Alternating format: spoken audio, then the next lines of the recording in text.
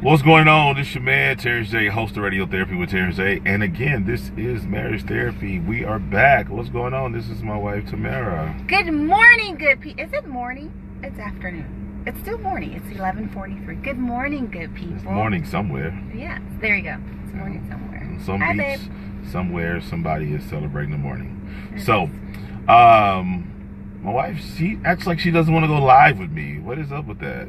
It's not that I don't want to. Like, you know, this is your gifting, and I'm just kind of, you know, part of your. This is your thing. Yeah. I know, but we can go live together.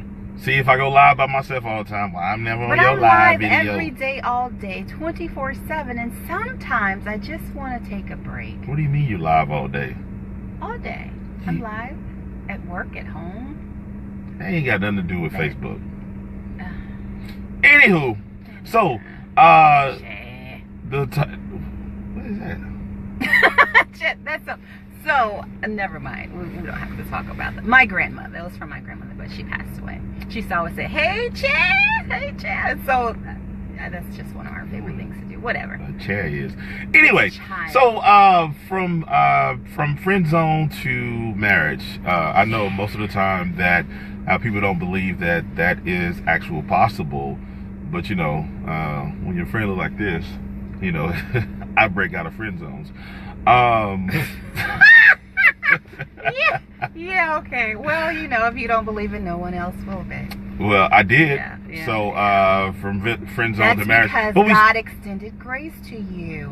Maybe he extended grace to you. No, definitely to you. Well, we were friends actually before. Well, for about 2 years. It's about 2 years. Yeah, so we was friends about 2 years. And he ain't never had a friend like this. Which is why, you know. On Okay, video. Go ahead, finish, baby. I'm sorry. I ain't never had a friend like what makes you so great?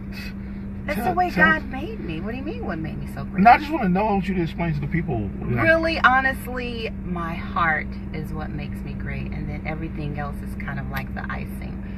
From my mind, my brilliant and intelligent and smart mind, to my body. It wasn't your beauty.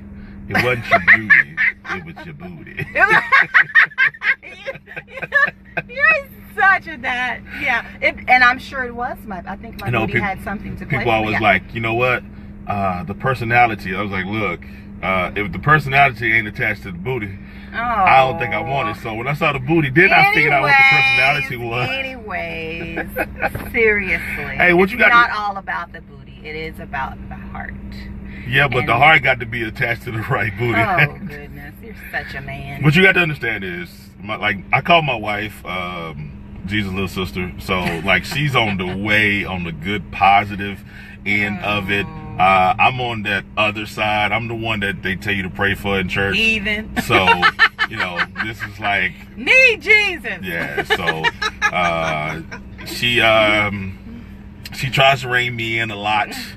I don't know if they've made rain strong enough yet, but yeah. So Jesus' little sister right here, you know, she's always on the right end of things, I should say.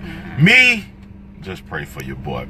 But we did. We were friends for a couple of years, and then all of a sudden it just kind of like changed on the drop of a dime. And I don't think neither one of us. We didn't recognize it because we used to talk on the phone like all the time, coming from work in the morning. But it was just friends. It was literally platonic. And that one day I was on my way from work and I called and it kind of hit me. I was like, oh my God, I've been calling him like every day for a while. Like, what's up with that? I don't even talk on the phone, let alone speak to somebody for that long. Yeah, and so like I was working a graveyard shift, so to stay up on the way home, we would call each other, and you were on the way to work and you had a long commute, and we were just talking just about, you know, just random stuff, and I was like, all right, I'm home now. She was like, all right, make sure you got home, you know, and I fall asleep on the road. And so I was like, oh man, I got somebody to talk to at early in the morning who I can get home. I'm an early riser. Very much so. So, and early to bed too. And early to, yes, I am. Kind of like an old woman. Excuse me? You go to sleep real early and you get up like before the crows. And you chose this old woman. I know, so but you I'm don't just have saying. anything to say about I'm not talking bad about it. I'm just, it's Yo, just observation. no. You're trying to be petty. That's what you're trying to do. Anyways, continue the story. I am not petty. Yeah. Petty means irrelevant. Can you please? Anyway, so with that being said, so it was kind of one of those situations where we did notice it, and it was kind of a situation, people like, well, how did you go from friends to being married? And it was kind of a situation to where it was like God kind of said, okay, here it is right here. Yeah. And so he said, hey, marry her or die. I'm dead serious. I guess y'all. you didn't want to die. I didn't want to die. Wasn't your time. He was like, look, he told me, you're going to kill yourself out here. Yeah. And I was like, huh? Buddy. He was like, look, you're moving around these streets heavy. You're going to kill yourself out here. And he was like, that's the one. And I was like, well, you know what? I'm not one to proclaim that I hear him talk all the time, but when I do, Such a wise man. I try to listen. So that's kind of how we went from friend zone to marriage. And the funny thing about it is, we dated for about a month. Yeah. Yeah. Because So I want to say it was right around your birthday. it was right after my birthday. 2008, Yeah. November the 16th, and everybody thought this had been kind of like a long relationship. And so, but it wasn't. I mean, everybody was surprised, but we were surprised too, but they really didn't believe us. But, Yeah. we knew the truth. So. Yeah. So it was about a month, and we were like, and so, for those who say, man, you guys were, you dated a month. I was like, but what we figured out is this. After 2 years of hanging out, going out to eat, going to church, we even went to Vegas. We did. Yeah. That's when I invited myself. You did invite yourself. Yeah. And we were, listen, when people say, man, y'all went to Vegas, I said, listen, we went to Vegas as true friends, because I was leaving her room because I was meeting girls out on the strip like, yo, sis, I'll be back. If you don't see me in about 6-7 hours, call the police. We had a good time. So we were like, we've already done all of the prerequisite dating stuff. Yeah. So we were like, let's go and do it. So it was like a month, and we were like, we planned a wedding in like a week or two, and we were like, yo, let's do it. So we gotta talk about the wedding. 9.5 years later. I know, we're going on 10 years, babe. Still there. So so it can happen. But I always tell women, I said, sometimes you always say there's 90 good guys out here, but I was like, a lot of them, you locked into your friend zone.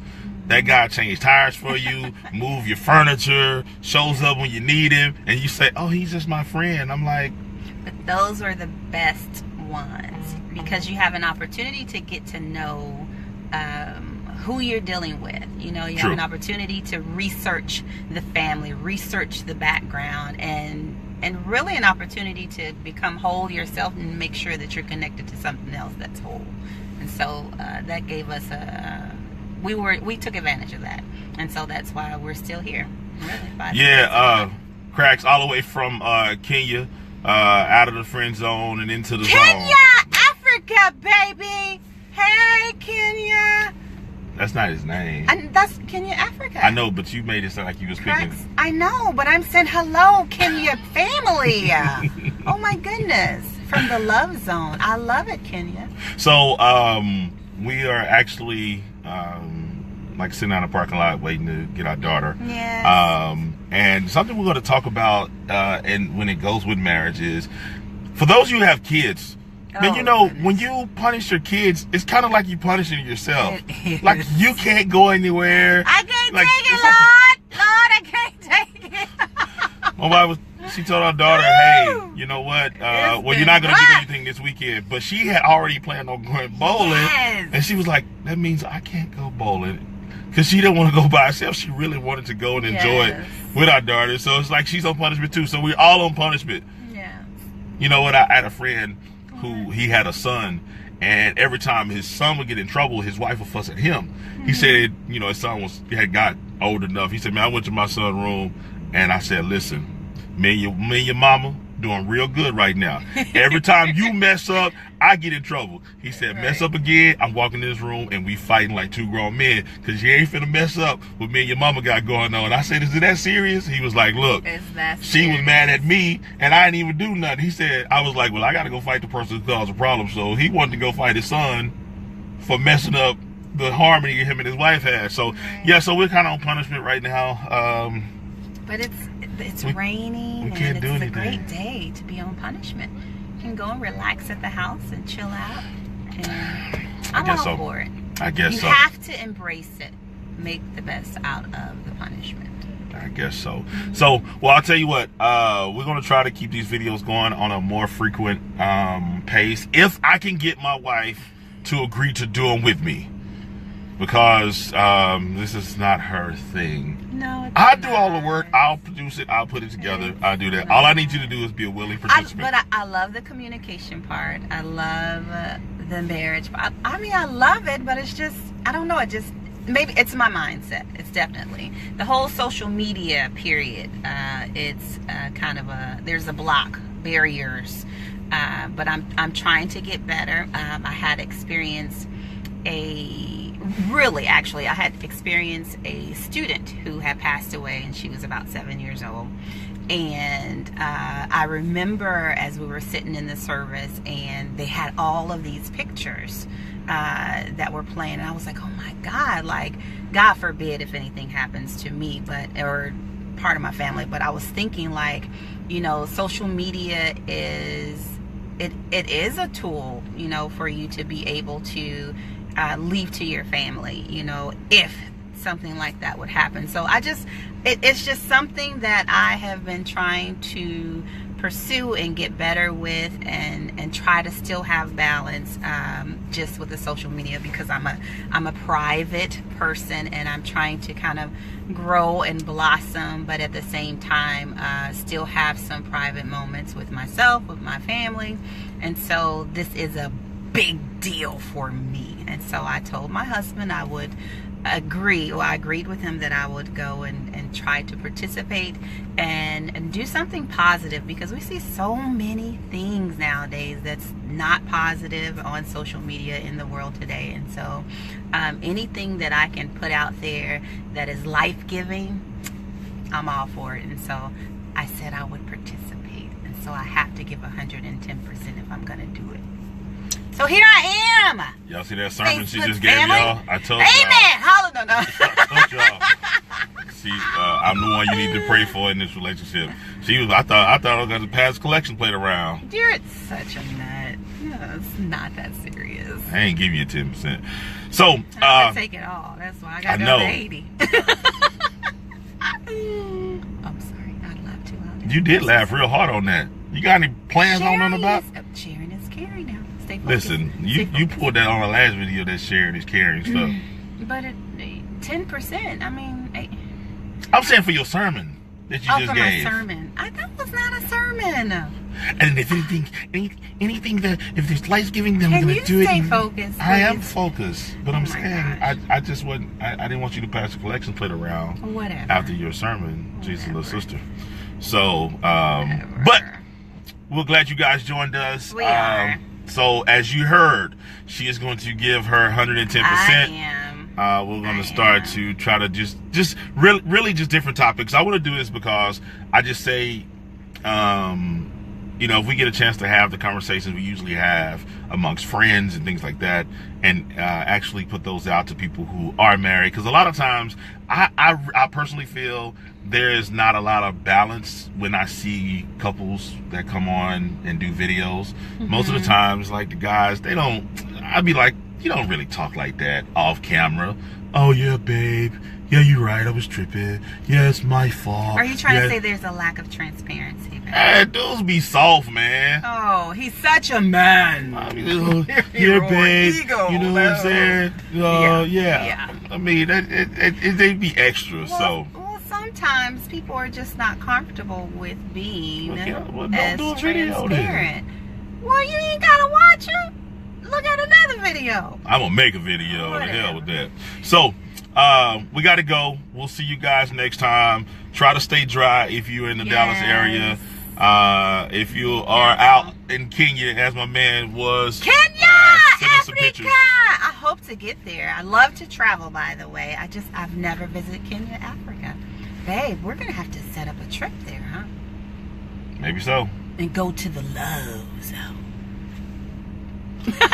On that right there, we go in, because I don't know what that was.